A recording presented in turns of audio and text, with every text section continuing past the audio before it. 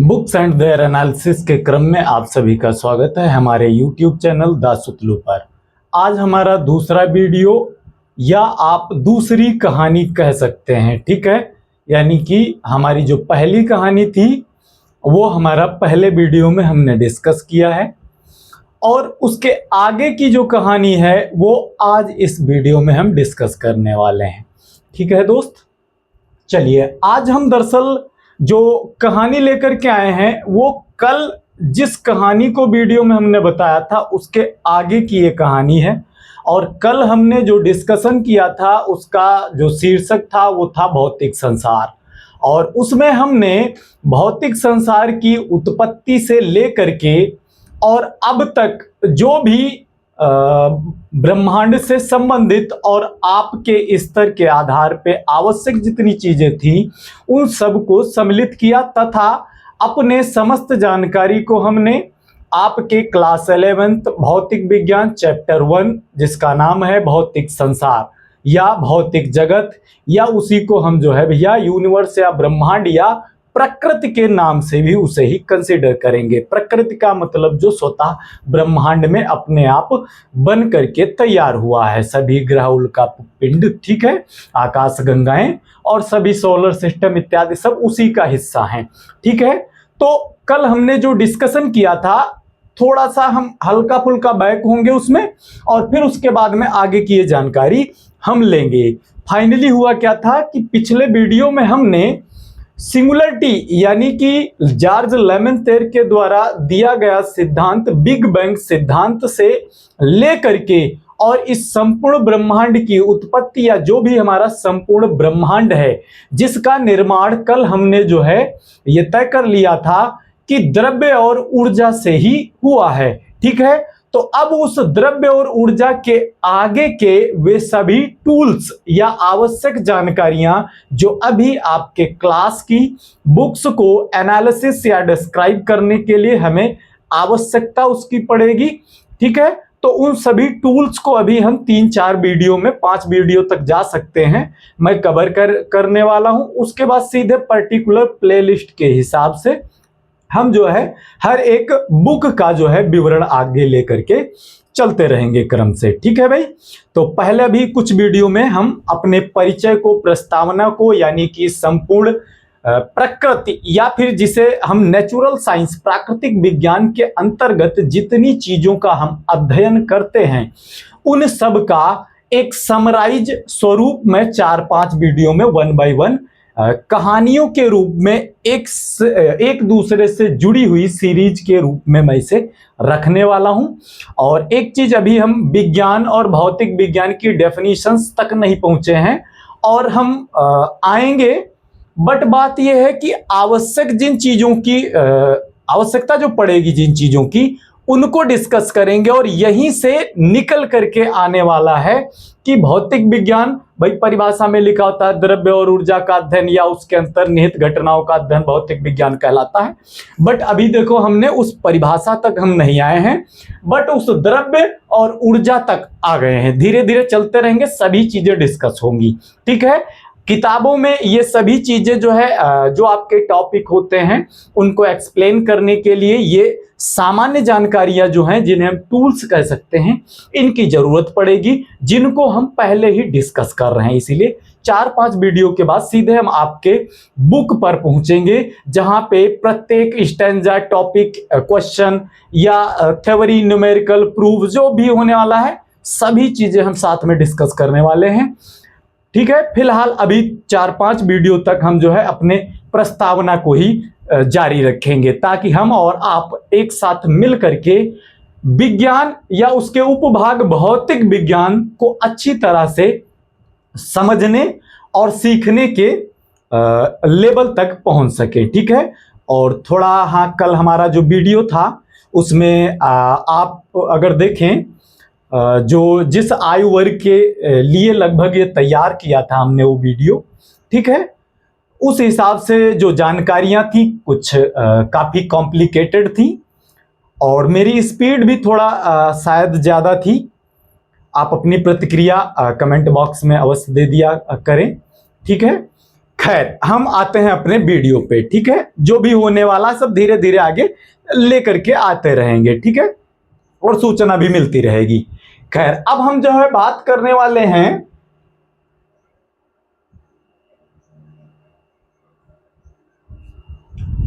कल हमने बताया था कि जो सिंगुलरिटी है, अच्छा एक चीज है, सिंगुलरिटी के साथ अगर देखा जाए तो एक बहुत अत्यंत महत्वपूर्ण बात जुड़ी हुई है। वो कौन सी बात है भाई? बिग बैंग के पहले ये हमारा ब्रह्मांड नहीं था, सोलर सिस्टम नहीं था, हमारा पृथ्वी ग्रह नहीं था, हम लोग नहीं थे। बट बिग बैंग के पहले जो था वो क्या था? सिंगुलरिटी, ठीक है। तो बिग बैंग के पश्चात जो है भैया ब्रह्मांड बना, हमारा सोलर सिस्टम बना, हमारी आकाशगंगा बनी, हमारा ग्रह बना, और इस ग्रह पर जो है अगर देखा जाए तो जो है यानी कि मनुष्य ने जन्म लिया, और मनुष्य के दिमाग के अंतर्गत क्यूरियोसिटी ने आज तक जानकारियों को इतना कलेक्ट किया है कि हम उन्हीं जानकारियों को ही आपके साथ धीरे धीरे साझा कर रहे हैं, ठीक है। तो इतने सब लंबे प्रक्रम के पश्चात सिंगुलरिटी की बात हम कर रहे हैं, मतलब इतना सब प्रोसेस होने के बाद तब मनुष्य के मस्तिष्क ने इन सभी चीजों पे विचार करना शुरू किया, और अंततः वहां सिंगुलरिटी तक पहुंचा, यानी कि हमारी उत्पत्ति कहां से हुई, हम लोग कहां से आए, इन सब चीजों पे ध्यान देते हुए।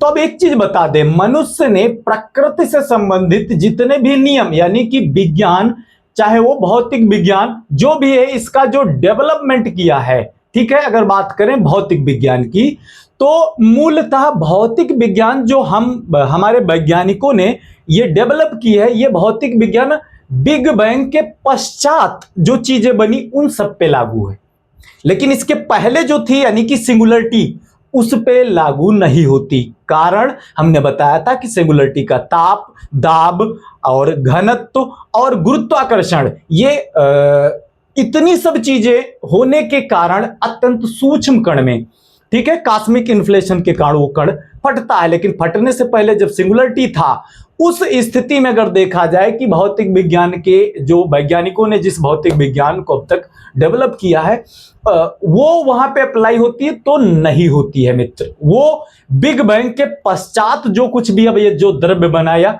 ऊर्जा बनी, उन सब पे अप्लाई होती है, यानी कि सिंगुलरिटी। और सिंगुलरिटी के हमने उदाहरण भी बताए थे, एक बताया था हमने जो है बिग बैंग के पहले, ठीक है, और दूसरा हमने बताया था सिंगुलरिटी जैसी अवस्था जो है कब होती है? किसी तारे के फटने के पश्चात सुपरनोवा बनने पर, ठीक है। तीसरी अगर बात करें कि सिंगुलरिटी जैसी और कौन सी चीज होगी जिस पे हमारी जो आज की फिजिक्स जो भी डेवलप हुई वो उस पे अप्लाई नहीं होती है, तो उसको हम, एक और उदाहरण है जो है हमारा, उसको हम कहेंगे ब्लैक होल, है ना, ठीक है भाई। क्योंकि ब्लैक होल पे भी जो कुछ, ब्लैक होल के अंतर्गत तो जो कुछ भी, यानी वो तो सब कुछ, उसका गुरुत्वाकर्षण बल सिंगुलरिटी की ही तरह अनंत होता है, यानी वो अपने अंदर तो सभी चीजों को समा लेता है, ठीक है भाई। अच्छा, आगे अगर हम बात करें तो ये चीज हमको बताना था, और काफी चीजें भाई रह गई थी उसमें भी, लेकिन बट क्या किया जाए, सभी चीजें एक साथ वीडियो में सम्मिलित करना थोड़ा कठिन हो जाता है, तो ये चीज जरूरी थी, हमने बता दिया। खैर, आइए हम अपने टॉपिक पे आते हैं। सिंगुलरिटी के फटने के पश्चात बिग बैंग शुरू हुआ। बिग बैंग जो है वो पूरा घटित होकर के जो आज हमारा वास्तविक ब्रह्मांड है, यहां तक ये विकसित हुआ। तो अब चाहे जो आकाशगंगा हो, चाहे जो सोलर सिस्टम हो, चाहे जो ग्रह हो, चाहे जो भी उपग्रह हो, या जो कुछ भी हम इस दुनिया में देख पा रहे हैं, ठीक है, वो सब क्या है? द्रव्य। और ये द्रव्य एक दूसरे के साथ किस प्रकार से रिएक्ट करते हुए कार्य कर रहा है, या कहे कि ये गति कर रही हैं सभी आकाशगंगाएं, सूर्य, है ना। हमने यहाँ पे मेंशन किया है एक चीज, क्या मेंशन किया है कि जैसे सभी ग्रहों के फोकस पे मतलब कौन है? हमारा सूर्य, हमारे सौर मंडल में, है ना। उसी तरीके से जो हमारा सौर मंडल है वो हमारी आकाशगंगा दुग्ध मेखला, है ना, के सेंटर से अगर देखा जाए तो वो 32,000, ठीक है, लाइट ईयर दूर है हमारा सूर्य, हमारी आकाशगंगा के सेंटर से, ठीक है।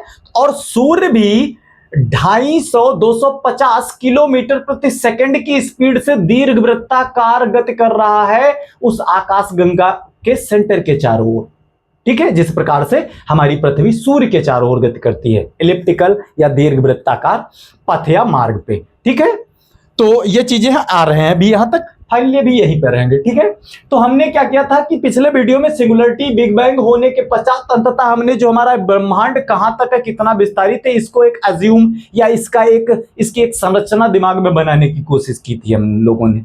ठीक है, अब आगे फाइनली अगर देखा जाए तो पूरे जो वीडियो का निष्कर्ष निकला था वो हमने ये बताया था कि अंततः इसमें जो है बिग बैंग के पश्चात द्रव्य और ऊर्जा बनी। साथ में ही अगर संपूर्ण अंतरिक्ष और समय को जोड़ लें तो यही हमारा स्पेस टाइम कहलाता है। ठीक है, समय। ठीक है भाई।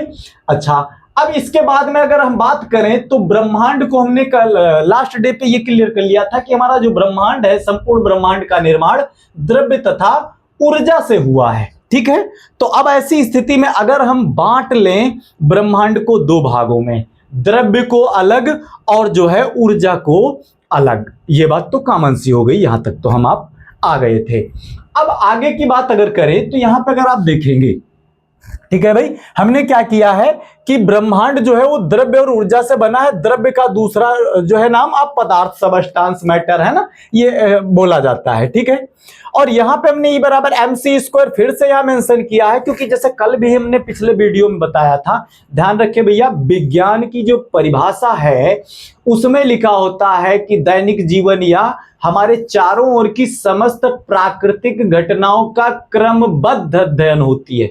विज्ञान क्या है? प्राकृतिक घटनाओं का क्रमबद्ध सुव्यवस्थित ज्ञान है।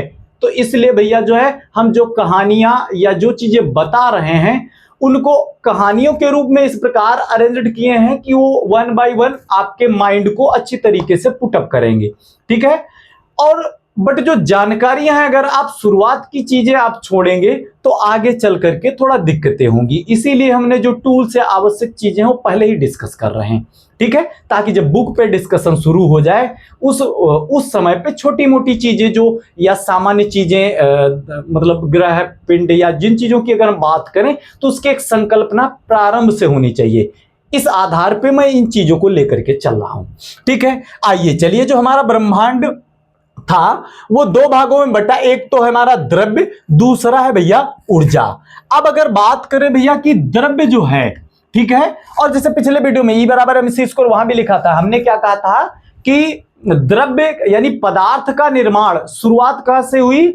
ऊर्जा में, मतलब हमने बताया था कि ताप जैसे ही बिग बैंग शुरू हुआ, ठीक है, क्या हुआ? अत्यधिक मात्रा में ऊर्जा बनी और हाँ, तो पिछले वीडियो में हमने ये बताया था कि बिग बैंग के पश्चात ऊर्जा बनी, अंतरिक्ष बना, समय बना। ऊर्जा यानी तापमान में जैसे ही गिरावट हुई, तापमान कम हुआ, ठीक है, उसके पश्चात दो प्रकार के कण बने, एक मूलभूत कण, दूसरे वाहक कण। मूलभूत कण जिनसे द्रव्य बना, बट द्रव्य के अत्यंत सूक्ष्म कण, ठीक है, वो आपस में जुड़े कैसे, या जुड़ने के लिए या ये सभी प्रक्रम संचालित होने के लिए जिस ऊर्जा की जरूरत पड़ी वो कहां से प्राप्त हुई? तो उसके लिए हमने बताया था वाहक कण। उसमें हमने क्या मूलभूत कण हमने बताया था दो प्रकार के, है ना, लेप्टॉन एंड क्वार्क्स। ठीक है, क्वार्क्स जो है हमारे प्रोटॉन और न्यूट्रॉन थे, और अगर हम लेप्टॉन्स की बात करें तो उसमें हमने क्या बताया था कि इलेक्ट्रॉन और न्यूट्रिनो। ठीक है, तो इलेक्ट्रॉन, प्रोटॉन, न्यूट्रॉन ये मिलकर के द्रव्य का यानी कि पहले एटम का निर्माण तो कर दिया। ठीक है, बट ये जब जुड़ रहे थे तो उनमें जुड़ने के लिए जो आवश्यक बल की जरूरत थी और ऊर्जा की जरूरत थी वो वाहक कण पूरा कर रहे थे और द्रव्य का निर्माण कर दिया था। वही द्रव्य भैया ये है। ठीक है। और इसी द्रव्य की डेफिनेशन भैया आप लोगों को क्लास 6 से बताई जाती है। और कहां तक बताई जाती है भैया? आगे चल करके द्रव्य का अध्ययन चलता ही रहता है, ठीक है। भौतिक विज्ञान विषय ही ऐसा है जिसके अंतर्गत हम पहली बात तो दुनिया भर की सभी चीजों का मापन करते मिलते हैं, और दूसरी चीज द्रव्य और ऊर्जा यानी कि संपूर्ण ब्रह्मांड जिससे बना है उसके अंतर्निहित जो भी आपस में जितनी प्रक्रिया है उनका अध्ययन चलता रहता है, ठीक है। तो आप लोगों ने भी पदार्थ की डेफिनेशन पढ़ी होगी, ठीक है। जो स्थान घेरता है, जिसमें द्रव्यमान होता है। हमने बताया था कि वैज्ञानिक LHC बिग एक्सपेरिमेंट जो कर रहे थे वो कर किस लिए रहे थे कि किसी भी द्रव्य यानी कि पदार्थ में ऐसा क्या उत्पन्न हुआ जिसके कारण वो कण एक दूसरे से जुड़ना शुरुआत रूप में शुरू हुए। तो उसमें हमने बताया था कि जो बोसान कण या ग्लूऑन है इनकी भूमिका थी वहां पे, ठीक है। तो बोसान कण की उत्पत्ति के लिए ही LHC प्रयोग चल रहा था, और उसमें जो है 2008 से अगर देखा जाए भैया और अभी तक 2024 तक अगर देखा जाए तो अभी फिर से 2 हो चुके थे लार्ज शटडाउन, ये बीच बीच में बंद भी हो जाता है, ठीक है। और अब ये LHC जो है लार्ज हाइड्रोजन कोलाइजर नामक महाप्रयोग 2030 तक के लिए आगे के लिए पुनः एक बार बड़े शटडाउन के लिए ले लिया गया है। हाल ही में अभी परसों नरसों ही सर्न जो कंपनी है, ठीक है, तो उससे आधारित एक आर्टिकल न्यूज हमने भी पढ़ा था, ठीक है। तो हाँ ध्यान दें, पदार्थ जो स्थान घेरता है, ठीक है, जिसमें द्रव्यमान होता है, द्रव्य का मान ध्यान रखिए, वही तो वैज्ञानिक पता कर रहे थे कि द्रव्य कैसे ग्रहण करना शुरू करता है वो अपने अंदर, ठीक है, तथा जिसमें आयतन होता है, ठीक है, और जिसे हम अपनी ज्ञानेंद्रियों से महसूस कर सकते हैं, ठीक है। ऐसी सभी चीजों को जितनी भी चीजें इस दुनिया में आप अपने आंखों से देख पा रहे हैं, ठीक है, वो सभी चीजें इस पदार्थ के अंतर्गत आ जाएंगी।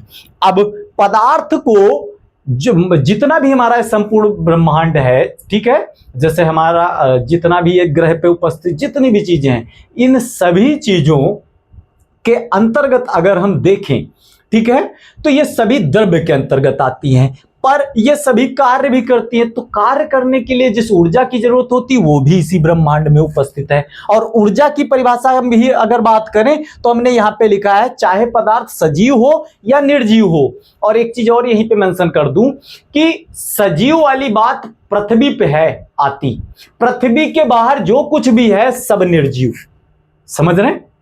अगर कोई सजीव पृथ्वी के बाहर से है तो उसे एलियन कंसीडर किया जाएगा, और अब तक कोई प्रमाणिक पुष्टि तो है नहीं, ठीक है। बाकी की उदंतियां तो बहुत सी चल रही हैं, ठीक है। तो किसी भी प्रकार का पदार्थ सजीव या निर्जीव पदार्थ जो कार्य करने के लिए ऊर्जा, जिसके कार्य करने के लिए ऊर्जा की आवश्यकता होती है ना, यानी कि पदार्थ कुछ भी करेगा तो उसको ऊर्जा की जरूरत होगी, ठीक है, ये वही ऊर्जा है। और ये ऊर्जा ऐसी चीज है जिसे हम ना तो स्वयं उत्पन्न कर सकते हैं ना ही नष्ट कर सकते हैं, बल्कि इसको एक रूप से दूसरे रूप में बदल सकते हैं। समझ गए भाई। जैसे इसी वक्त अगर हम बात करें तो मैं विद्युत ऊर्जा का प्रयोग कर रहा हूं, ठीक है, और विद्युत ऊर्जा की सहायता से मैं प्रकाश भी उत्पन्न कर रहा हूं, यानी वैद्युत ऊर्जा यहां प्रकाश ऊर्जा में बदल रही है। सामने फैन चल रहा है, वैद्युत ऊर्जा जो है काइनेटिक एनर्जी में है ना, गतिज ऊर्जा में यहां कन्वर्ट हो रही है, ठीक है। इसके साथ ही अगर हम देखें हमारे डिवाइसों में जो लगे स्पीकर हैं वो भी वैद्युत ऊर्जा यानी इलेक्ट्रॉनिक डिवाइस है, मोबाइल टैबलेट इत्यादि है ना, लैपटॉप कंप्यूटर, इन सब में लगे जो स्पीकर होते हैं यानी वैद्युत ऊर्जा को ध्वनि ऊर्जा में कन्वर्ट करते हैं, ठीक है। तो आगे ठीक है, इस पे हम काफी डिटेल में आएंगे, अभी हम इतना ही रखेंगे। 2 चीजें हमने बताई, पदार्थ क्या है जो स्थान घेरता है या जिसमें द्रव्यमान होता है या जिसमें आयतन होता है, तथा जिसे हम अपनी ज्ञानेंद्रियों द्वारा महसूस कर सकते हैं। वो जो कुछ भी है इस संपूर्ण ब्रह्मांड यूनिवर्स में वो सब क्या है? द्रव्य है, पदार्थ है। और एक बात हमने पिछले वीडियो में मेंशन की थी, डार्क एनर्जी और डार्क मैटर, और फिर हमने बताया था सामान्य पदार्थ या जनरल मैटर बारियोनिक, है ना। तो वो 5% डार्क एनर्जी जो है कितनी 68 और 27 डार्क मैटर था, ठीक है। तो हमने बताया था कि इसका नाम इनका नाम डार्क इनके साथ क्यों ये शब्द इनके जोड़ा गया, क्यों? क्योंकि उसमें प्रॉब्लम यही है, हम अपने किसी भी ज्ञानेंद्रियां तो दूर की बात है, अब तक वैज्ञानिकों ने किसी भी प्रकार के मशीनों या उपकरणों का प्रयोग करके उसे प्रेक्षण या किसी भी तरीके से उसे प्राप्त नहीं कर पाए। ये कहानी अब तक एक संकल्पना के रूप में ही है, समझ गए? और संकल्पना ये मजबूत क्यों? सीधा कारण हमने बताया था कि बिग बैंग जब फटा, अपार मात्रा में, भाई जॉर्ज लेमेंतर के द्वारा जब सिद्धांत दिया गया तो उनको डिस्क्राइब भी करना पड़ा कि भाई फटा तो कितनी ऊर्जा बनी होगी, कितना क्या। तो जिस हिसाब से देखा जाए, जितनी ऊर्जा बनी उस हिसाब से अगर देखा जाए तो जो हम ये ऑब्जर्वेबल सबस्टांस एनर्जी की बात कर रहे थे, बैरियोनिक सबस्टांस, तो 5% हुआ। और फिर इतनी विशालकाय आकाश गंगाओं को संचालित करने के लिए और चलाने के लिए जिस ऊर्जा की जरूरत पड़ेगी, वो ऊर्जा ये जो 5% हम अभी बता रहे थे उससे तो हो नहीं सकता इतना बड़ा यूनिवर्स। तो इसका मतलब जाहिर सी बात है, इतनी बड़ी बड़ी विशालकाय आकाश गंगाओं को नियमित रूप से सर्कुलेट या ऑपरेट कराने के लिए कहीं ना कहीं तो दूसरा मैटर है जहां से उसे इतनी भयंकर गुरुत्वाकर्षण एनर्जी प्राप्त हो रही है, तो वो डार्क मैटर से ही और डार्क एनर्जी से ही। बट प्रॉब्लम यह है कि दिक्कत यह है कि वैज्ञानिक उसे, हम लोग जैसे किसी भी चीज को सेंस कर पाते हैं, जैसे चीज वस्तुएं देख रहे हैं तो हमारी आंखें देख पा रही हैं, है ना, कोई चीज हमें टच की तो हमारी त्वचा भी सेंसरी आर्गन है, जुबान हमारी सेंसरी आर्गन है ना, ज्ञानेंद्रिय, ठीक है। तो ये चीजें हम अपने सेंसरी आर्गन से पता कर लेते हैं, सभी चीजें हमारे शरीर के अंदर आने वाली बाहर से समस्त जानकारियां इन्हीं सेंसरी आर्गन के थ्रू ही हमारे अंदर तक पहुंचती हैं और फिर हमारा माइंड उन जानकारियों को मैनिपुलेट करके आगे की प्रक्रिया को निर्धारित करता है, ठीक है भाई। अच्छा, तो अब एक चीज ज्ञानेंद्रियों से एक बात और याद आ गई है, अध्ययन या शिक्षा, ज्ञान, बुद्धि, बुद्ध, जो कुछ भी है, अगर हम बात करें, मनुष्य के पास जो है 5 सेंसरी आर्गन होते हैं, ठीक है, नाक, कान, आंखें, ठीक है, जुबान, त्वचा, ठीक है, ये सभी होती हैं। बट अगर बात की जाए कि सिक्स्थ सेंस, छठी ज्ञानेंद्रिय क्या होती है मनुष्य की, तो सिक्स्थ सेंस जो है या छठी ज्ञानेंद्रिय जो है वो मनुष्य की वही ज्ञान नामक जानकारी, ध्यान रखिएगा, ज्ञान का मतलब है धार्मिक मतभेद या मैनिपुलेशन वाली चीजों की बात नहीं कर रहा हूं। यहां मेरा सीधा जो मुद्दा है या सेंस है, वो ज्ञान का मतलब यह है प्राकृतिक ज्ञान यानी कि विज्ञान की बात। और अगर हमारा दिमाग सभी इन प्राकृतिक जानकारी या विज्ञान की जानकारी अगर रखता है, तो हमने बताया ना कि बाहर से आने वाली सभी जानकारियों को हमारा माइंड बाद में मैनिपुलेट करता है। मैनिपुलेट करने के पश्चात जो हमारा सेंस देता है, भाव निकल करके आता है, वही सेंस तो हमारा सिक्स्थ सेंस है, या इसी को कहें मनुष्य की तीसरी आंख। मनुष्य की होती तो नहीं है, बट इससे मनुष्य कितना क्या क्या देख सकता है, यह है सिक्स्थ सेंस या ह्यूमन की थर्ड आई, है ना। अब ध्यान दीजिएगा। आइए, खैर हम यहां से आ गए, ये चीज बता दी, पदार्थ की डेफिनेशन बता दी, ऊर्जा की भी डेफिनेशन बता दी, और ब्रह्मांड को हमने बताया कि ये दो चीजों से बना है, ठीक है, एक तो द्रव्य और ऊर्जा। अब मित्र हम बात करेंगे आगे, अगर देखें हमने यहां पे जो है द्रव्य को 2 भागों में बांटा है, एक तो निर्जीव पदार्थ, दूसरा सजीव पदार्थ। हमने अभी बताया कि पृथ्वी के बाहर अब तक जो कुछ है उसे वहां से सजीव कोई नहीं मिले, अगर मिले होते तो भैया उन्हें हम एलियन के रूप में कंसीडर कर रहे होते। तो अगर सजीव की जो बात आती है वो बात आती है पृथ्वी नामक ही ग्रह पर, समझ गए। पृथ्वी के बाहर जितने भी आकाश गंगाएं, सौर मंडल, तारा मंडल, नेबुला, जिसके अंदर तारों का निर्माण या विनाश प्रक्रिया सब चलता रहता है, ठीक है, संपूर्ण ब्रह्मांड में हम लोगों ने अब तक कोई बाहरी सजीव नहीं प्राप्त किया, यानी एलियन नहीं मिला। तो ऐसी स्थिति में सजीव नामक जो कॉन्सेप्ट उत्पन्न हो रहा है यहां पे, वो सिर्फ और सिर्फ कहां पे रहने वाला है, पृथ्वी पे। तो अब आगे हम बांट रहे हैं कि पदार्थ 2 प्रकार का, यानी हमारे चारों ओर पदार्थ अगर देखा जाए तो 2 प्रकार का, पृथ्वी पे 2 प्रकार का है, पृथ्वी के बाहर अब तक तो माने अगर तो एक ही प्रकार का, सीधे निर्जीव। तो पृथ्वी पे जो सजीव है और निर्जीव है, इनको 2 भागों में बांट लेंगे। अब यहीं पे हमने यहां पे अगर देखा जाए, ये देखो द्रव्य को 2 भागों में बांटा, एक तो निर्जीव पदार्थ, दूसरा सजीव पदार्थ, ठीक है भाई।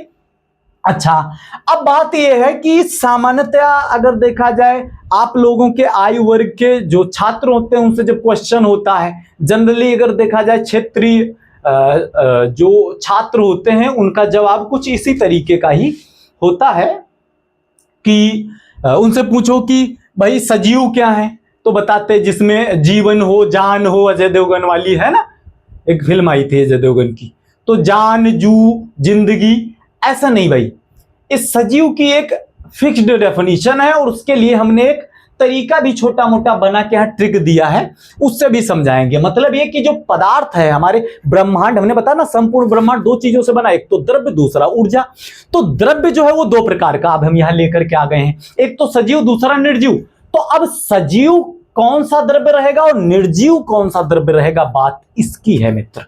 ठीक है, आइए तो यहां पे अगर हम बात करें तो सजीव के लिए अगर हम बात करें तो वह पदार्थ, ध्यान रखिएगा सजीव की डेफिनेशन क्या है, वह सब पदार्थ जो पाचन करता है, पोषण करता है, श्वसन करता है, उत्सर्जन करता है, प्रजनन करता है, इत्यादि जैसी समस्त चीजों को, यानी कि एक सजीव प्राणी के द्वारा जिन प्रक्रियाओं को अपनाया जाता है, ठीक है, अगर वो सभी प्रक्रियाएं जो पदार्थ कर रहा है ना, उस पदार्थ को हम सजीव कहेंगे। और जो ये नहीं कर रहा है उसे हम क्या कहेंगे, निर्जीव। अगर हम यहां पर देखें, हमने यहां पे इन इस तरीकों को याद रखने के लिए भी हमने एक ट्रिक दी है। अगर देखा जाए तो हमने क्या लिखा है यहां पर, पापों से उत्तर प्रदेश विकसित हुआ। पहले पा का मतलब है पाचन, पो का मतलब है भैया पोषण, सा का मतलब है श्वसन, उ का मतलब है भैया उत्सर्जन, प्रा का मतलब है प्रजनन। ठीक है, विकसित का मतलब होता है भैया जो वृद्धि करे, ग्रोथ करे, बढ़े, है ना, ये सब चीजें। और ये चीजें जो है सभी जीवों में है। ठीक, तो ये जो चीजें करेंगे, यानी इन प्रक्रियाओं को जो पदार्थ अपनाएगा वो मित्र क्या कहलाएगा, सजीव। और जो नहीं अपनाएगा, ठीक है, वो कहलाएगा निर्जीव पदार्थ। तो अब जो हमारा जो ब्रह्मांड है दो चीजों से बना है, द्रव्य और ऊर्जा से। ठीक है भाई, तो अगर हम बात करें यहां पे तो जो द्रव्य है वो भैया अगर यहां देखा जाए तो दो प्रकार का हो गया, निर्जीव और सजीव। ठीक है, अब हम आगे बढ़ेंगे। निर्जीव पदार्थ जो है अगर देखा जाए तो निर्जीव पदार्थ का अध्ययन हम प्राकृतिक विज्ञान के अंतर्गत दो भागों में कर रहे हैं। ठीक है, एक तो भौतिक विज्ञान के अंतर्गत, है ना, और दूसरा रसायन विज्ञान के अंतर्गत। इन दोनों विज्ञानों के अंतर्गत हम पदार्थ का ही अध्ययन कर रहे होते हैं, निर्जीव का ही अध्ययन कर रहे होते हैं। ठीक है, बट अगर इसका फार्मास्यूटिकल या मतलब मेडिसिन से रिलेटेड अगर देखा जाए तो फिर आगे सजीवों के साथ ऐड, यानी जीवों के साथ भी ऐड होने लगता है। तो खैर उसकी बात करें, निर्जीव का अध्ययन जो हम करते हैं वो दो भागों में करते हैं आगे। एक तो भैया हमने बताया यहाँ पर भौतिक पदार्थ, दूसरा रासायनिक। अब बात यह है, यहाँ पर हमने बताया कि दो भागों में जो बांट दिया, इसका कारण क्या रहा है, भौतिक पदार्थ और रासायनिक पदार्थ का मतलब क्या है। अभी हमने भौतिक विज्ञान की परिभाषा, हम यहाँ पर ध्यान दें बेटा, अगर हकीकत आप देखें तो मैं भौतिक विज्ञान को ही डिफाइन कर रहा हूं, उसकी परिभाषा को डिफाइन कर रहा हूं। भौतिक विज्ञान की परिभाषा पढ़ करके देखेंगे, किताबों में लिखा होता है विज्ञान की वह शाखा जिसके अंतर्गत द्रव्य का अध्ययन किया जाता है, ऊर्जा का अध्ययन किया जाता है तथा द्रव्य और ऊर्जा के बीच अंतर्निहित घटनाओं का क्रमबद्ध अध्ययन किया जाता है, भौतिक विज्ञान कहलाती है। उसी को आगे बढ़ा रहे हैं, सीधे से आपके बेस या टूल्स को हम डेवलप कर रहे हैं। ठीक है, समझ रहे होंगे आप लोग। ओके, ठीक है, अब यहां पर अगर आप ध्यान दें, हाँ हमने बताया कि जो निर्जीव पदार्थ है उसको दो भागों में हम बांट करके पढ़ते हैं। ठीक है, एक तो भौतिक रूप में, दूसरा रासायनिक रूप में। जब किसी भी पदार्थ के ताप, दाब, आयतन, घनत्व, ठीक है, द्रव्यमान और इत्यादि जैसी चीजों का अध्ययन अगर किसी पदार्थ का किया जा रहा है तो हम उस पदार्थ का अध्ययन भौतिक अध्ययन कर रहे होते हैं। बट जब किसी पदार्थ का अध्ययन भैया, यानी निर्जीव पदार्थ का ही अध्ययन जब हम किस लेवल पे करते हैं, आंतरिक संरचना, मतलब वो जो पदार्थ बना है किन परमाणुओं से बना है, उनमें कितने प्रोटॉन, न्यूट्रॉन, कौन कौन से बॉन्ड आपस में जुड़ करके किस आधार पर एक नए अगले कंपाउंड का निर्माण होता है। तो आंतरिक संरचना, इंटरनल स्ट्रक्चर एंड जो यहाँ पे देखे संघटन है ना, यानी कंपोनेंट, कोई भी पदार्थ कितने प्रकार के परमाणुओं से या अणुओं से या तत्वों से मिलकर बना है, यानी पदार्थ की इंटरनल एटॉमिक लेवल पे संरचना और एटॉमिक लेवल पे उनका अणुओं का जुड़ना कितने प्रकार का, ये सब चीजों का अध्ययन, और तथा उसके गुण कि वो पदार्थ भाई स्वाद में खट्टा कसैला है ना, क्षारी जैसी प्रवृत्तियां अपने अंदर जो है रखता हो। तो अगर किसी पदार्थ का इस आधार पर अध्ययन किया जाता है तो वो अध्ययन रासायनिक अध्ययन कहलाता है। तो अब अगर हम बात करें, यहां अगर आप देखेंगे तो भौतिक पदार्थ के अंतर्गत हमने यहाँ पे क्या लिखा है भैया, ठोस, ठीक है, अगला लिखा है द्रव, फिर गैस, फिर प्लाज्मा, और फिर ईबीसी आइंस्टाइन बोर्ड्स कंडेंसेट, ठीक है। ये पदार्थ की अवस्थाएं, जैसे भैया क्लास 10th तक भैया अगर आप देखेंगे, 10th क्या 12th तक अगर देखेंगे आप लोग, तो ये जो है पदार्थ की 3 अवस्थाओं का ही अध्ययन कराया जाता है, ठोस, द्रव, गैस। बट प्लाज्मा और ईबीसी और भी इसकी अवस्थाएं जनरेट हैं, ठीक है। तो मुख्य आप यहां पर यही ध्यान देंगे, ठीक है। ये पदार्थ का रूप रहता है, यानी पदार्थ को अगर भैया हम ताप दे दें, ठीक है, उष्मा दें, तो अगर जो है गैस में बदल जाए, वाष्पित हो जाए, ठीक है, तो वो उसका गैसीय रूप हुआ। इसके पहले वो किस में था भैया, जो है द्रव रूप में, है ना। थोड़ा द्रव का ही उदाहरण ले ले, बेहतर रहेगा। जैसे द्रव है, द्रव को अगर हम गर्म करेंगे, ठीक है, तो वो द्रव इस स्थिति में था, गर्म किया तो किस में बदल गया, गैस में, वाष्प बनी। और अगर द्रव को ठंडा करें तो क्या बनेगा, ठोस, यानी कि बर्फ, ठीक है। तो अवस्थाओं में स्थानांतरण या परिवर्तन जो है ये इस क्षेत्र में रहने वाला है, ठीक है। इन चीजों पे डिटेल में हम आगे अगले वीडियो में चलेंगे। फिलहाल अभी आप यहां पर ध्यान रखें, ठीक है। ये प्लाज्मा एक पदार्थ की नई अगली अवस्था है, और आइंस्टाइन बोस कंडेंसेट भी। दरअसल इन दोनों के अंतर्गत अगर देखा जाए, इसमें क्या होता है कि भाई पदार्थ की आकृति, आयतन, आकार सब सुनिश्चित होता है, ठीक है, निश्चित होता है, ठीक। द्रव में उसका जो भैया आकार होता है वो जिस बर्तन में रखा गया उसका ले लेता है द्रव, और जो है आयतन उसका निश्चित रहता है, ठीक है। 1 लीटर वाटर है या मिल्क है तो 1 लीटर ही रहेगा, बट उसे जिस पात्र में आप रख देंगे वो उसके आकार को ग्रहण कर लेगा। बट ठोस की अगर बात करें तो ठोस पदार्थ उसका आकार और आकृति, ठीक है, दोनों निश्चित रहते हैं। और गैस की अगर बात करें तो इसका ना तो आकार निश्चित होता है, ना ही आयतन निश्चित होता है। इसे कहीं भी छोड़ देंगे, चाहे कमरे में या हवा बाहरी वातावरण में कहीं भी छोड़ दे, वो फैलता ही चला जाएगा, ठीक है। और अगर इन 2 अवस्थाओं को बात करें तो यहां पर थोड़ा आयोनाइजेशन जैसी, है ना, आयनों पे आधारित ये पदार्थ की कुछ अवस्थाएं हैं, ठीक है। फिलहाल इन पे डिटेल में हम चर्चा में आएंगे, आगे देखते हैं। तो यहां समझ में आया कि निर्जीव पदार्थ हमने बताया 2 प्रकार के होते हैं।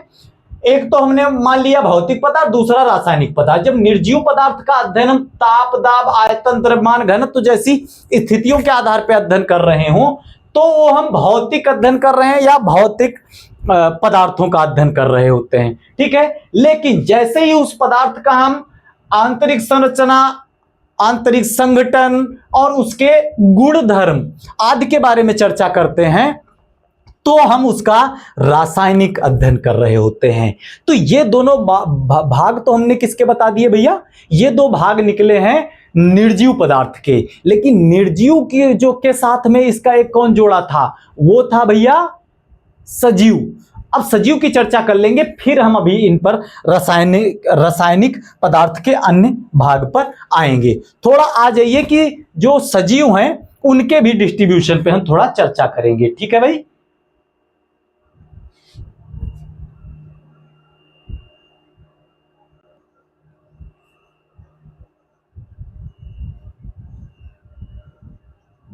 ठीक है मित्र, आगे की बात अब हम शुरू कर रहे हैं, ठीक है। आगे की हमारी जो कहानी या बात है वो क्या है, सजीव पदार्थों पे। हमने भी बताया कि सजीव कौन, निर्जीव कौन, है ना। सजीवों के अंतर्गत भैया जैसे अगर देखा जाए हम लोग सजीव के अंतर्गत आते हैं, ठीक है, तो वो हम इनमें आ जाते हैं। और वनस्पति, पेड़ पौधे इत्यादि सब इसमें आ जाते हैं, ठीक है। और सूक्ष्म जीव भी सजीव लिविंग ऑर्गेनिज्म के अंतर्गत ही आ जाते हैं, ठीक है भाई। अच्छा, एक चीज है यहाँ पे लिखे हुए कुछ वर्ड्स का इंग्लिश वर्जन जो है अगर दिक्कत होती है, सभी चीजें तो इंक्लूड करना दिक्कत रहेगा, बट जैसे यहाँ पे लिखा इनका इंग्लिश टर्म आना भी बहुत जरूरी ही है। ठीक है, जैसे हमारे यूनिवर्स है, बिग बैंग है, ये है हमारा मैटर है, ये सबस्टांस है, एनर्जी है। ठीक है, नॉन लिविंग ऑर्गेनिज्म है ना, लिविंग ऑर्गेनिज्म। ठीक है, ये हमारे एनिमल है ना, ये आपके मतलब जो प्लांट्स वगैरह रहते हैं है ना, और ये हमारे जो है माइक्रोबायोलॉजी के अंतर्गत जो बैक्टीरिया, जीवाणु, विषाणु इत्यादि है ना, ठीक है, ये रहते हैं। ठीक, आगे अगर हम बात करें तो यहाँ का जो डिस्ट्रीब्यूशन है, ठीक है, ये तो टेम्परेचर, प्रेशर, वॉल्यूम है ना, मास, ठीक है, internal structure, component and properties. ठीक है, यहाँ पे अगर हम बात करें तो भैया जैसे सॉलिड, लिक्विड, गैस, प्लाज्मा, ये आइंस्टाइन बोस कंडेंसेट ऐसे रहेगा।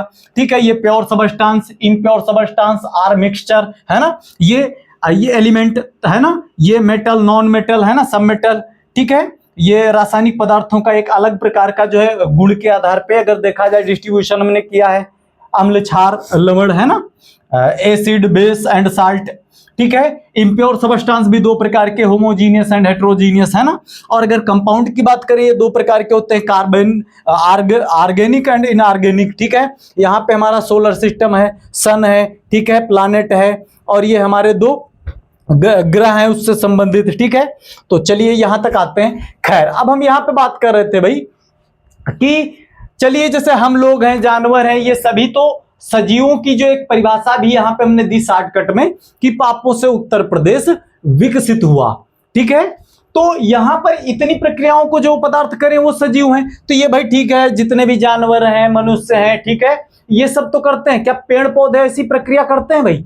जैसे क्या पेड़ जो भी वनस्पति के अंतर्गत आते हैं, पेड़ जो हैं, ठीक है, क्या वो पाचन करते हैं? बिल्कुल भैया, भोजन करते हैं तो पाचन करते हैं, आप भी जानते हैं।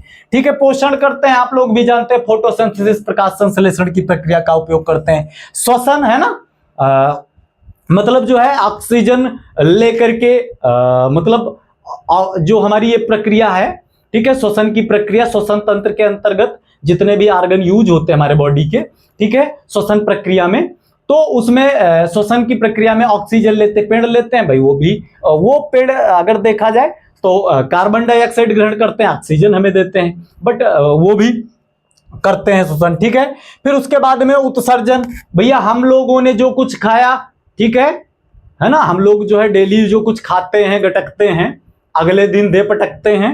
ठीक है, उसी तरीके से क्या पेड़ भी ऐसा करते हैं?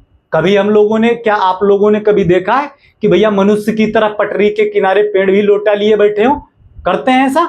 भैया हाँ, करते हैं। लेटेक्स, अगर बात करें गोंद की, अगर आप लोगों ने पेड़ों में देखा होगा तो उसमें गाद जैसी और चिपचिपा पदार्थ जैसा रिस करके निकलता है, गोंद के जैसा है ना, लेटेक्स, वो उनका जो है अपशिष्ट उत्सर्जन होता है। अच्छा, अगली बात करें अगर जैसे प्रजनन, तो भैया मनुष्य या अन्य जितने जो एनिमल प्रजाति के अंतर्गत आने वाले जितने भी जीव हैं, वो अपनी जैसी ही संतति या संतान को उत्पन्न करके जाते हैं मरने से पहले, है ना। क्या पेड़ पौधे करते हैं? वो भी अपने जैसे ही सजीवों का निर्माण करके तभी खत्म होते हैं। ठीक है, ओके। क्या विकास करते हैं? मतलब ये है कि जैसे हम लोग सभी मनुष्य का बच्चा बड़े होकर के फिर जो है बुजुर्ग, है ना, पौधा एक छोटा वो अंकुरित होकर के फिर एक पेड़ बनता है। ठीक है, अच्छा, तो विकसित होते हैं, बड़े भी होते हैं। ठीक है, अच्छा, सजीव जो है वो गति करते हैं, चलते हैं, हालांकि स्टिक में हमने उस बात को मेंशन नहीं किया। कभी पेड़ पौधों को देखा है आप लोगों ने चलते हुए? नहीं देखा, लेकिन वो चलते हैं। चलने का मतलब उनके सेंस में रहेगा हिलना डुलना। ठीक है, तो यहां देखें कि ये सजीव पदार्थ भी जो है उसी पदार्थ का हिस्सा है। अच्छा, अब थोड़ा और जानकारी हम यहां पे ले लेंगे। सजीव पदार्थों के अंतर्गत अगर हम बात करें तो विज्ञान जो है, बायोलॉजी की अगर बात करें तो ये जूलॉजी, बॉटनी एंड माइक्रोबायोलॉजी। ठीक है, तो मतलब जो जीव विज्ञान है, ठीक है, बायोलॉजी, इसके जनक कौन थे? अरस्तु थे भाई। अरस्तु ने 500 से अधिक एनिमलों पे, जानवरों की प्रजातियों वाले जीवों पे अपना अध्ययन, जानकारी और जो डिटेल्स था वो क्रम से अपनी एक पुस्तक हिस्टोरिया ऑफ एनिमिलिया नामक पुस्तक में इंक्लूड करते हैं सर्वप्रथम। ठीक है, इसीलिए जो है मतलब जीव विज्ञान का जो फादर कहा जाता है वो अरस्तु को कहा जाता है। अच्छा, अब उसके बाद में जो अगर देखी जाए तो जीव विज्ञान की पहली ब्रांच वही जंतु विज्ञान जूलॉजी आती है। तो जूलॉजी के ही मतलब सजीवों पे इन्होंने अपनी पुस्तक लिखी थी, तो इसलिए जूलॉजी का भी फादर इन्हीं को कह दिया जाता अरस्तु का। लेकिन अरस्तु के एक जो है शिष्य थे थियोफ्रेस्टस, इन्होंने भी एक पुस्तक लिखी, उस पुस्तक का नाम था जो है हिस्टोरिया ऑफ प्लांटेरम। ठीक है, और उसमें इन्होंने लगभग 500 से अधिक पेड़ पौधे जैसी प्रजाति के सजीवों पे अपना क्रमबद्ध अध्ययन जो है शेयर किया था, लिखा था उस पुस्तक में।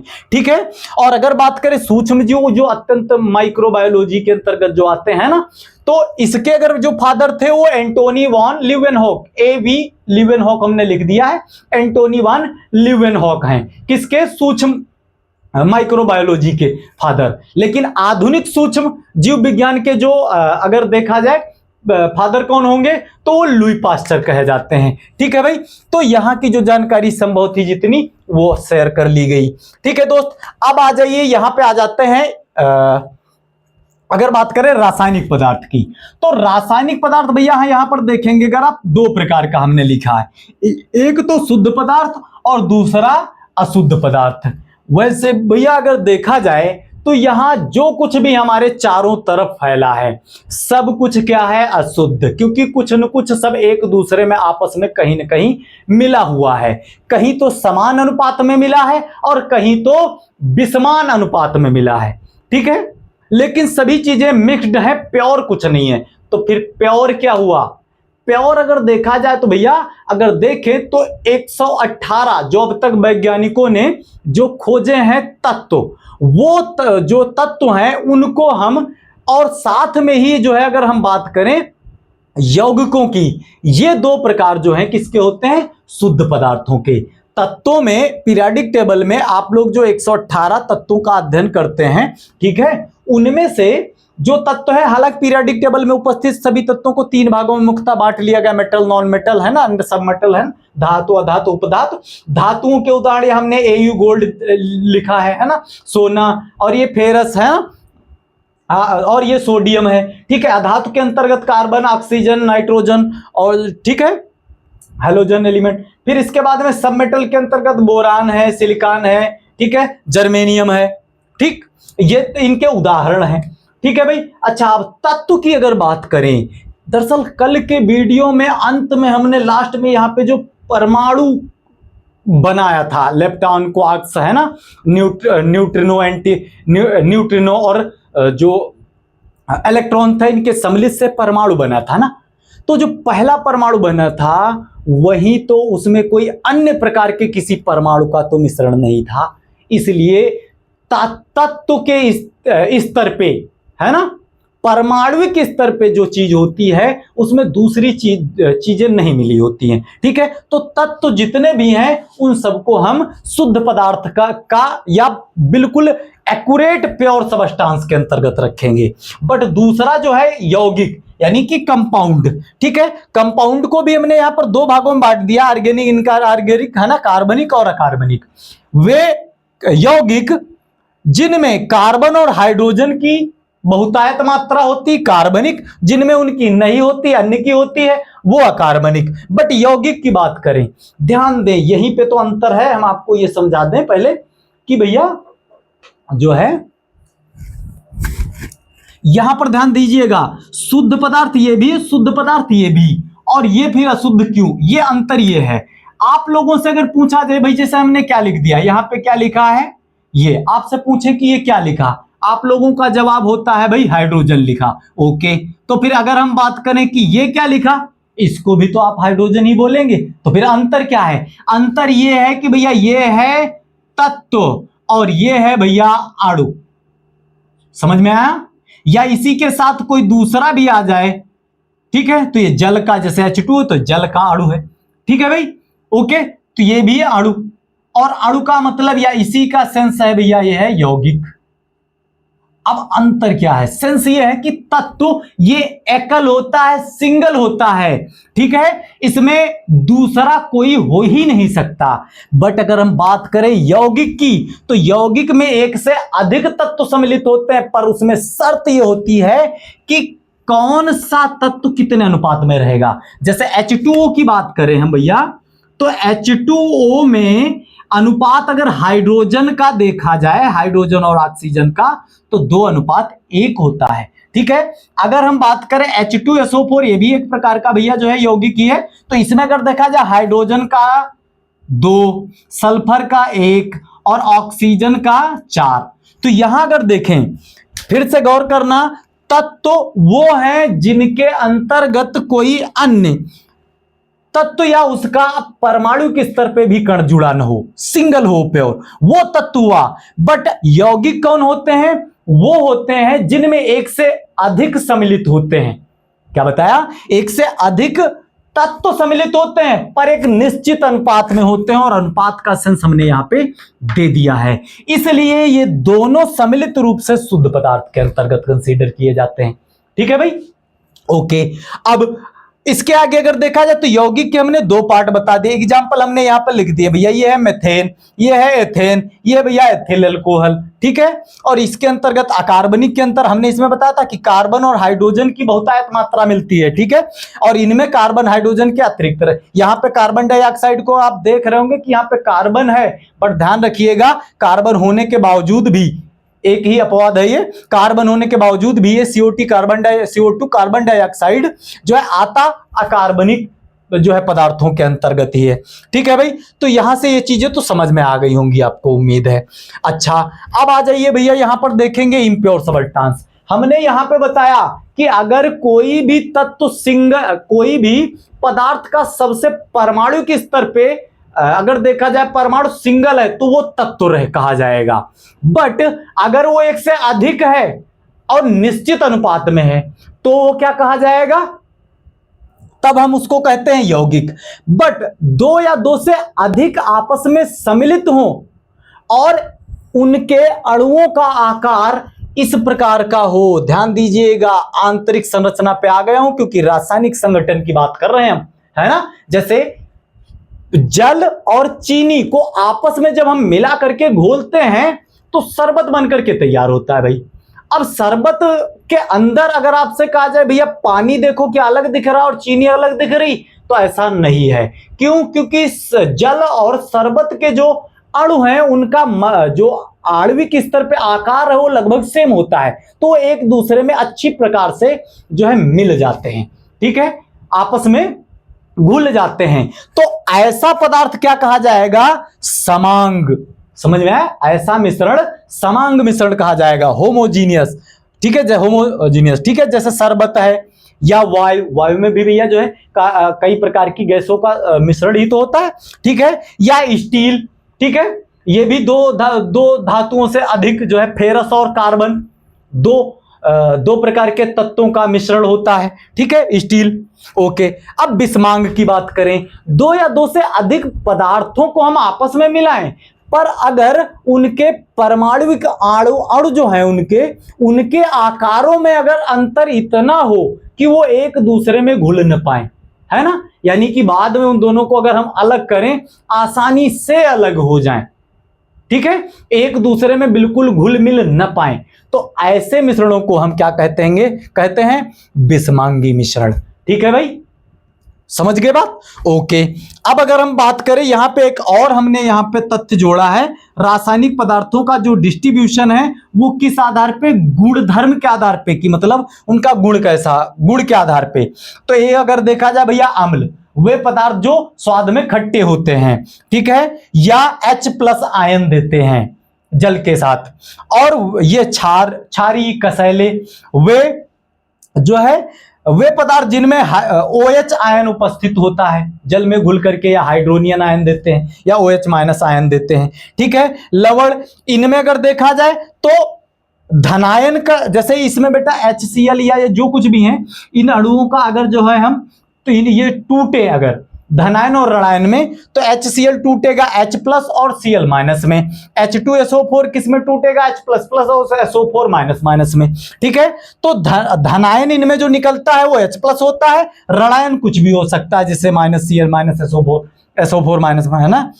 ठीक है, इनमें अगर देखा जाए तो इनमें धनायन ये टूटेंगे तो Na प्लस और ये टूटेंगे OH माइनस। ठीक है, ये K प्लस और OH माइनस, तो ये वे तत्व होते हैं जिनमें OH माइनस आयन, कतई जो ऋणायन जो होता है वो OH माइनस ही आयन ही होता है और धनायन के नाम पे बदले हुए होते हैं। ठीक है, नीचे यहां ये वो लवण साल्ट वो तत्व हैं, ठीक है, वो पदार्थ होते हैं जिनका धनायन भी क्लियर नहीं रहता है और ऋणायन भी क्लियर नहीं होता है। ठीक है, निर्माण प्रक्रिया उनकी जो है वैसे ही रहती। तो स्वाद में जो है जो खट्टे हो, क्षारीय हो, कसैले हो, है ना। ठीक है, ऐसे तत्वों को जो है हम गुण धर्म के आधार पे इन पदार्थों को इस रूप में बांटेंगे। ये जनरल इंट्रोडक्शन ये भी चल रहा है भैया, ध्यान रखिएगा। ठीक है, क्योंकि रीजन ये है कि ये सभी चीजें थोड़ा बहुत अगर पहले से नहीं होंगी तो आगे जो हम किताबों यानी पेज में लिखी हुई बातों का आगे विश्लेषण करने वाले हैं कुछ वीडियोस के बाद। ठीक है मित्र, तो उनमें थोड़ा दिक्कत आएगी, तो इसलिए मैं इन चीजों को पहले ही कंफर्म कर रहा हूं। ठीक है भाई,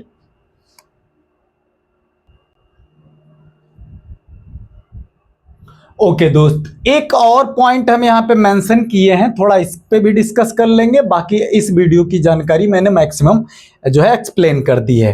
ठीक है, ध्यान रहे भैया, विज्ञान मैं अपने किसी पिछले वीडियो को प्रमोट करने के लिए बात नहीं बोल रहा हूं। डेफिनेशन ही है विज्ञान की, प्राकृतिक घटनाओं का क्रमबद्ध सुव्यवस्थित अध्ययन विज्ञान कहलाता है। इसीलिए कहता हूं कृपया प्रारंभ से सुनिएगा और उसी क्रम में आगे बढ़ते रहिएगा, ताकि हम आपके मस्तिष्क में इन बातों को, इन घटनाओं को अच्छी तरीके से सुव्यवस्थित क्रम में ही डिपॉजिट कर पाए। ठीक है, ओके, थोड़ी जानकारी यहाँ है ब्रह्मांड से ही। जैसे हम सोलर सिस्टम की बात करें तो जो हमारी जो आकाश गंगा है उसके अंतर्गत जो हमारा सौर मंडल है, अभी हमने बताया था कि अगर थोड़ी देर को भैया अगर हम देखें भैया, ये है हमारी आकाश गंगा, मान लिया ये पूरी।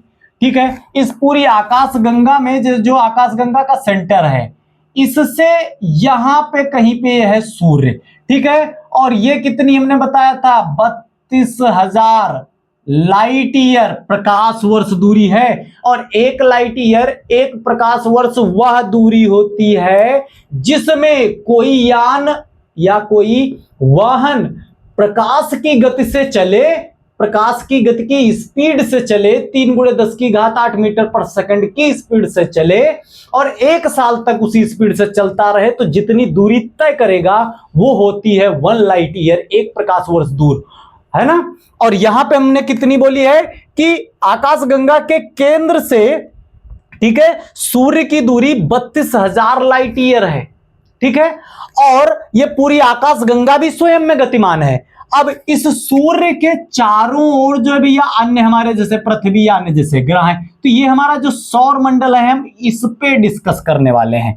ठीक है, तो अब अगर हम बात करें भैया, ठीक है, जैसे पृथ्वी सूर्य के चारों ओर का पूरा एक चक्कर लगा करके दिन और रात को जो कंप्लीट करता है, उसमें लगा हुआ टाइम कितना होता है, 24 आवर, है ना।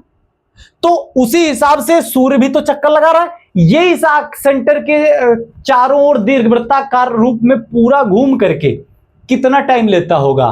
तो इसके लिए जो है अगर देखा जाए तो इसको हम यहां पे एक नाम दिया गया है भैया, जो है ब्रह्मांड वर्ष। कितना टाइम लगेगा, 25 करोड़ वर्ष।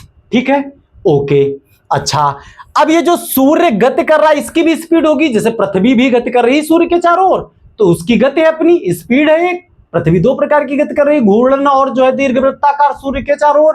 ठीक है, ओके, तो इस सूर्य की जो स्पीड है भैया वो 250 किलोमीटर प्रति सेकंड है, यानी 1 सेकंड में 250 किलोमीटर सूर्य चल जाता है। समझ रहे होंगे, समझिएगा इस अत्यंत बारीक पॉइंट को। 1 सेकंड में 250 किलोमीटर की स्पीड है सूर्य की। और हम अपनी बाइक पे अगर 100 की स्पीड पे से चलते हैं तो कुछ समय पश्चात पता ऐसा लगता है कि 1 क्विंटल 100 kg की जो बाइक होती है उसके ऊपर मेरे जैसा 10-5 किलो का जो इंसान बैठा होता है उसका भी भार कम फील होने लगता है ना, गाड़ी पताने जैसी लगती है, हल्का फील होने लगता है। ठीक है, तो अब अंदाजा लगाइए कि सूर्य की स्पीड क्या है। ठीक है भाई, ओके। अब एक चीज और यहीं पे हम बात करना चाहेंगे, जैसे आप मान लें कि अगर भैया ये हमारा सूर्य है, सन, इसके चारों ओर जो भैया एक अगला ग्रह, फिर अगला ग्रह, फिर अगला ग्रह, फिर अगला ग्रह, फिर अगला ग्रह, इस तरीके से कितने हैं ग्रह? इस तरीके के ग्रह जो है भैया 8। ठीक है, 2006 के करीब में, ठीक है, अगर देखा जाए तो प्राग सम्मेलन में लगभग 2500 वैज्ञानिक थे। ठीक है, उन वैज्ञानिकों की मीटिंग होने के पश्चात और जो है ग्रहों से सौरमंडल में उपस्थित पूरे डिस्कशन के पश्चात जो एक नवा ग्रह आता बोला जाता था, 9 ग्रह हैं, तो उसमें से जो प्लूटो है उसको वैज्ञानिकों ने उसी सम्मेलन में ग्रह की श्रेणी से हटा करके 52 ग्रहों की श्रेणी में डाल दिया, कंसीडर कर दिया, है ना। हटा देने का मतलब ये नहीं कि भैया जो है ट्रैक्टर लेके गए और सीधे फंसा लिया ट्राली की तरह, टोचन करके खींच के बाहर कर दिए सौरमंडल से, ऐसा कुछ नहीं, वो अपनी जगह पे ही है। उसे ग्रह मानने से वैज्ञानिकों ने इनकार कर दिया। कारण क्या रहा? कारण ये रहा कि जो सूर्य के चारों ओर जो ग्रह कहे जाते हैं, जो गति कर रहे हैं, उनके अपने खुद के कुछ पर्सनल लॉज और नियम हैं, और जो प्लूटो है वो इन सभी नियमों का पालन नहीं करता था। जैसे भाई किसी क्लास में सभी बच्चे स्टूडेंट बन करके और अध्ययन करते हैं, एक बच्चा स्टूडेंट बनने की शर्त को जो है फॉलो नहीं कर रहा होता है, तो उसको जो है हम क्या करते हैं भाई, थोड़ी देर के लिए सजा दे देते हैं या पीट देते हैं या कुछ अन्य मतलब श्रेणी दे देते हैं। बट इसका मतलब ये नहीं कि उठा करके सीधे स्कूल से ही बाहर, है ना। अगर स्कूल भाई एक विद्यालय हटा देगा तो दूसरे विद्यालय में जाएगा, फाइनली रहेगा तो स्टूडेंट ही, तो वो जो है इंसान वो इंसान ही रहा, बट एक स्थान या पदवी हटी। उसी तरीके से जो प्लूटो नवा ग्रह था उसको प्राग सम्मेलन में, ठीक है, वैज्ञानिकों ने ग्रह की श्रेणी से हटाकर 52 ग्रहों की श्रेणी में कंसीडर कर दिया गया। और उसके साथ ये एक नहीं 2 हैं, ट्विंस हैं। ठीक है, खैर प्लूटो की बात अब बात कर ले तो कितने ग्रह बनते हैं भैया? 8 ग्रह। पहला कौन सा भैया? अगर देखें बुध, फिर शुक्र, फिर पृथ्वी, मंगल, इस तरीके से जितने भी ग्रह हैं, अगर उनकी सूर्य से बाहर की ओर ग्रहों के क्रम की बात करें तो पहला होता है बुध, शुक्र, पृथ्वी, मंगल, बृहस्पति, शनि, अरुण, वरुण। इन सभी ग्रहों के पहले लेटर्स को हमने यहां पे ले लिया है। ठीक है भाई, और इस लैटिन लेटर्स को अगर देखा जाए तो बा और सा यहां भी है और यहां भी है। ठीक है, ध्यान रखिए, शुरू वाले में जैसे बुध में ऊ की मात्रा लगेगी और शुक्र में भी ऊ की मात्रा लगेगी, बट बृहस्पति और शनि में ऊ की मात्रा नहीं लगती, तो बुध शुक्र पहले रहेंगे। अब अगर इन सभी प्रथम लेटर्स को एक साथ पढ़ेंगे आप तो क्या होगा? ब स प म ब स अ व। मजा नहीं आएगा भाई।